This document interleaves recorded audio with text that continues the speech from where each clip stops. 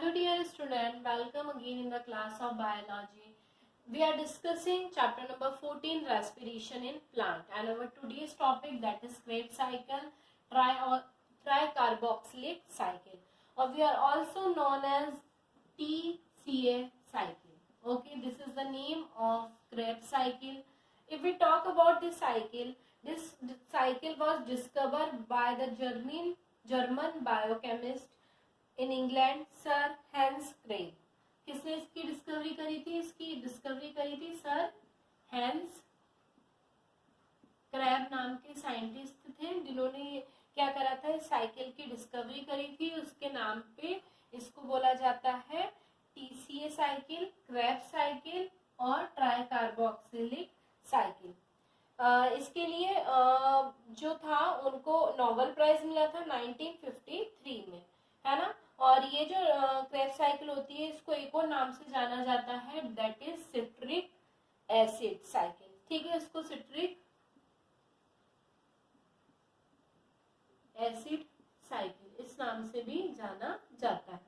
अगर हम बात करते हैं टीसीए साइकिल की, तो इसके अंदर हमको क्या देखने को मिलता है? इसके अंदर हमको देखने को मिलता है कि ये जो होता है जनरली कहाँ पे अकर होता है? अकर होता है माइटोकॉन्ड्रिया के मैट्रिक्स में.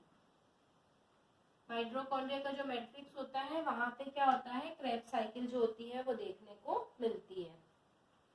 क्रेब साइकिल टोटल 8 स्टेप्स में क्या होती है, कंप्लीट होती है. कितनी स्टेप्स में कंप्लीट होती है? 8 स्टेप में ये कंप्लीट होने का देखने को मिलती है. ये जो होते हैं Krebs cycle consist of 8 step cycle producing a equal number of organic compound. Each step is catalysed by specific enzyme. In the Krebs cycle the एंट्रेंट molecule of 2 carbon acyl coenzyme A and the receptor molecule is 4 carbon oxaloacetic acid. मतलब क्या बोला है इन्होंने, ये जो होती है पूरी 8 स्टेप में कंप्लीट होने वाली साइकिल है. हर एक में कुछ equal number of organic acid का फॉर्मेशन होता है और हर एक जो स्टेप होती है उस स्टेप में कोई स्पेसिफिक एंजाइम जो होते हैं वो इस टीसीए साइकिल के अंदर पार्टिसिपेट करते हैं. अगर हम टीसीए साइकिल की बात करते हैं तो टीसीए साइकिल जो होता है, जो हमने पढ़ा था कि ग्लाइकोलाइसिस में कि 1 ग्लूकोज मॉलिक्यूल जो है 2 पायरुविक एसिड के अंदर क्या होता है, ब्रेक डाउन होता है. 2 पायरुविक एसिड में ब्रेक डाउन होता है. यही पायरुविक एसिड आगे जाके क्रेब साइकिल को रन करते हैं. कैसे करते हैं उसके बारे में हम डिस्कस करेंगे. See this is a diagrammatic representation of Krebs cycle, citric acid cycle, TCA tricarboxylic cycle. Okay, मैंने बताया था पायरुविक एसिड जो है वो मॉलिक्यूल क्या करते हैं, एंटर करते हैं. पायरुविक मॉलिक्यूल जो होते हैं they are converted into acetyl coenzyme A, है ना. NADPH2 में क्या होते हैं, NADH2 में कन्वर्ट होते हैं. कौन से एंजाइम की प्रेजेंस में? पायरुवेट डिहाइड्रोजनेज एंजाइम की प्रेजेंस में. ये जो पायरुविक एसिड जो एसिटाइल कोएंजाइम ए में पहुंचे हैं, ये ही एसिटाइल कोएंजाइम ए कहाँ एंटर करता है, क्रेब साइकिल में एंटर करता है. जैसे ही ये क्रेब साइकिल में एंटर करता है वैसे ही जो कोएंजाइम है वो इससे रिलीज होते हैं और सिट्रिक एसिड साइकिल जो होती है, सिट्रिक एसिड जो होता है उसका फॉर्मेशन होता है. इसका फर्स्ट स्टेबल कंपाउंड जो होता है वो सिट्रिक एसिड होता है, इसलिए इसको सिट्रिक एसिड साइकिल के नाम से भी जाना जाता है.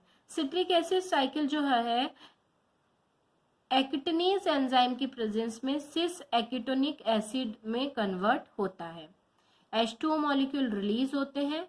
ये जो सिस एकेटोनिक एसिड होता है इसमें एक वाटर मॉलिक्यूल जैसे ही एंटर करता है और एकेटोनेज एंजाइम की प्रेजेंस में ये आइसोसिट्रिक एसिड का फॉर्मेशन करते हैं.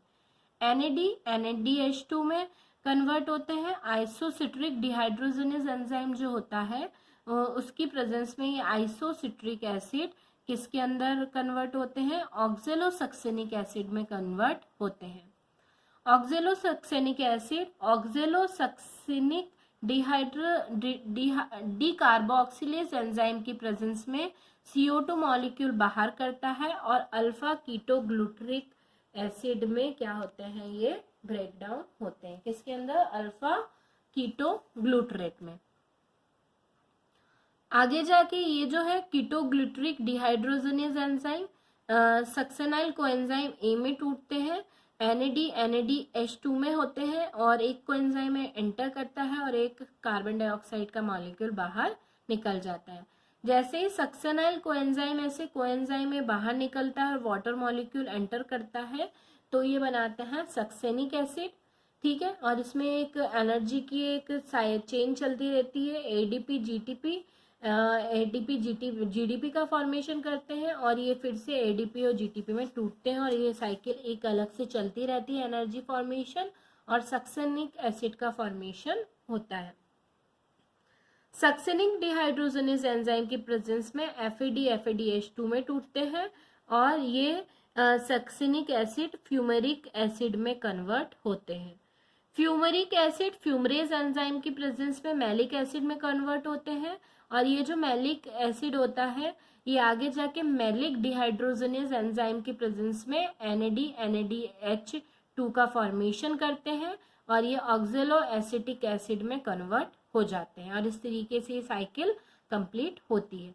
जैसे ही इनके अंदर फिर से एसिटाइल कोएंजाइम में एंटर करता है ये फिर से एक्टिव कंडीशन में आ जाते हैं और सिट्रिक एसिड का फॉर्मेशन करते हैं और ऑक्जेलो एसिटिक एसिड किसके अंदर टूट जाता है? सिट्रिक एसिड के अंदर टूट जाता है और इस तरीके से पूरी क्रेब साइकिल जो होती है वो कंटिन्यूसली रन आउट करती रहती है। जैसे ही क्रेब साइकिल जो होती है एक हाई एनर्जी बॉडी होती है जो टोटल 30 ATP का फॉर्मेशन करती है। मैंने आप लोगों को बताया कि क्रेब साइकिल जो होते हैं वो 6 ATP का फॉर्मेशन करते हैं और जो क्रेब साइकिल होती है वो 30 ATP का और टोटल एक ग्लूकोज मॉलिक्यूल 38 ATP के फॉर्मेशन करने में हेल्प करते हैं। कहाँ कहाँ होता है? पायरुविक एसिड जो होता है जब एसिटाइल कोएंजाइम E बनाता है उस समय टोटल 6 ATP फॉर्म्ड होते हैं। इसी तरीके से आइसोसिट्रिक एसिड जब ऑक्जेलोसक्सेनिक एसिड में कन्वर्ट होते हैं तब 6 ATP का फॉर्मेशन होता है।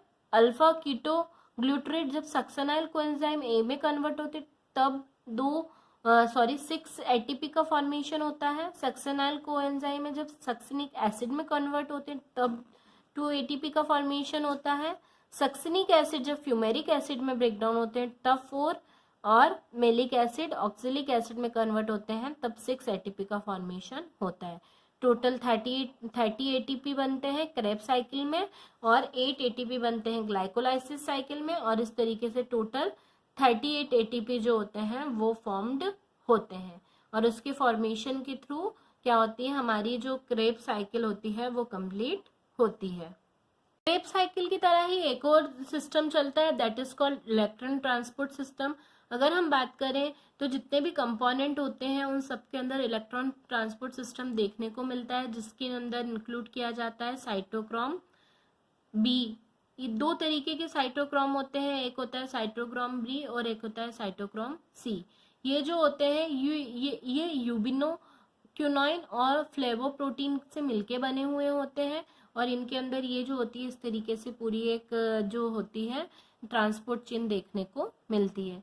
जनरली जो हमारी जो सेल होती है उसकी सेल मेम्ब्रेन के अंदर जो साइटोप्लाज्म होता है वहाँ पे और उसके मैट्रिक्स में ये इलेक्ट्रॉन ट्रांसपोर्ट चेन देखने को मिलती है। अगर हम बात करते हैं ग्लाइकोलाइसिस से जो NADH2 बने होते हैं वो यहाँ पे एंटर करते हैं और ये पूरी प्रोसेस जो होती है वो देखने को मिलती है। इसमें क्या होता है जो हमारी इनर मेम्ब्रेन स्पेस होती है और इंटरनल मेम्ब्रेन जो होती है इसके अलावा मैट्रिक्स यहाँ पे ये पूरा जो ट्रांसपोर्ट सिस्टम होता है वो देखने को मिलता है। इसके अंदर क्या होता है कि जैसे जैसे मॉलिक्यूल एंटर करते जाते हैं सबसे फर्स्ट स्टेप जो होती है जिसके अंदर हाइड्रोजन का ट्रांसपोर्टेशन होता है NADH प्लस H+ जो होते हैं जो मैट्रिक्स क्रेब साइकिल के मैट्रिक्स से आते हैं वो NAD के अंदर टूटते हैं। यहाँ पे NPFPH2 के अंदर ब्रेकडाउन होता है और FADH2 FAD बनाते हैं और इस तरीके से UQ जो होते हैं UKH2 में कन्वर्ट होते हैं।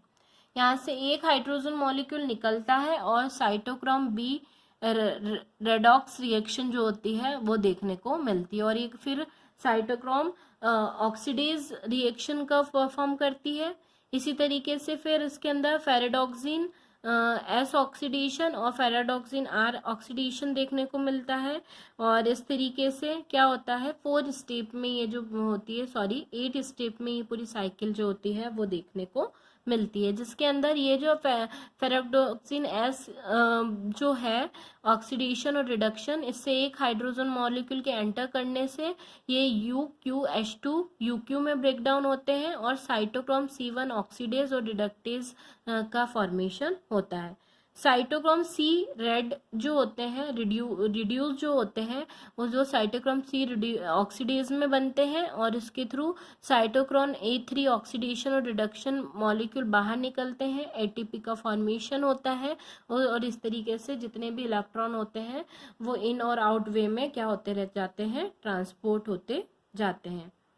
इनके ट्रांसपोर्टेशन के थ्रू क्या होता है, इलेक्ट्रॉन जो होते हैं एंजाइम में साइटोक्रोम ऑक्सीडेशन होता है, टाइटली बाउंडेड होते हैं इनर माइटोकॉन्ड्रिया मेम्ब्रेन के अंदर जो होता है इनसेपरेटेबल साइटोक्रोम A और साइटोक्रोम A3 कंपोनेंट बनते हैं और ये पॉलीपेप्टाइड चेन से कंसिस्ट होके, है ना, Cu आयनों का फॉर्मेशन करते हैं। और ये दोनों जो होते हैं आयरन और कॉपर वो रिवर्स चेंज करके ऑक्सीडेशन स्टेज में इलेक्ट्रॉन ट्रांसपोर्ट करने का काम करते हैं और इस तरीके से साइटोक्रोम का ऑक्सीडेशन जो होता है वो कंप्लीट देखने को मिलता है। किसके थ्रू, इलेक्ट्रॉन ट्रांसपोर्ट चेन के थ्रू। और इस तरीके से हमारी जो रिएक्टिविटी होती है इलेक्ट्रॉन ट्रांसपोर्ट चेन की वो क्या होती है, कंप्लीट होती है। और इसी के साथ हमारा आज का topic electron transport chain and Krebs cycle is now finished. We are discussing next topic in next lecture. Till then student, have a nice day. Goodbye.